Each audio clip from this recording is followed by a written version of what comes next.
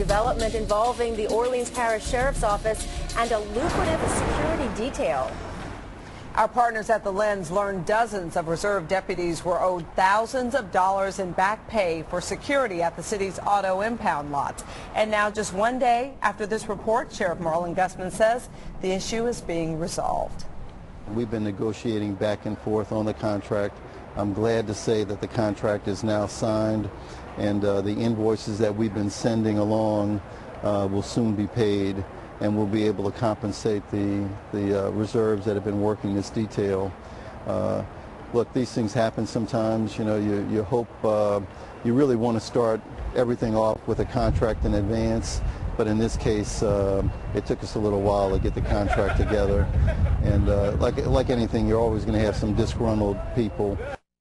And Matt Davis from the Lens is here with more on this. And this is a big question. Why go into a deal like this without a contract? Yeah. It's not clear.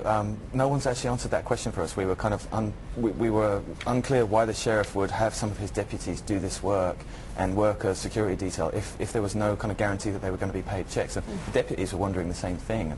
Obviously, they weren't being paid, so it was kind of a curious detail in the story. Because he's got other contracts with the city, right? Sure, he has many other contracts with the city. The sheriff provides security at City Hall and at Criminal District Court, and those deputies have been paid. So what the city did is they expanded that contract, but they didn't actually sign off on it.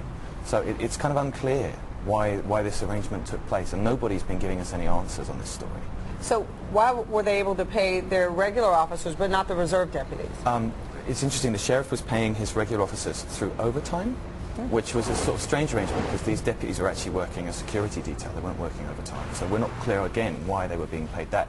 But the reserve deputies were being paid more money actually to do the same job, and they just simply weren't paying them.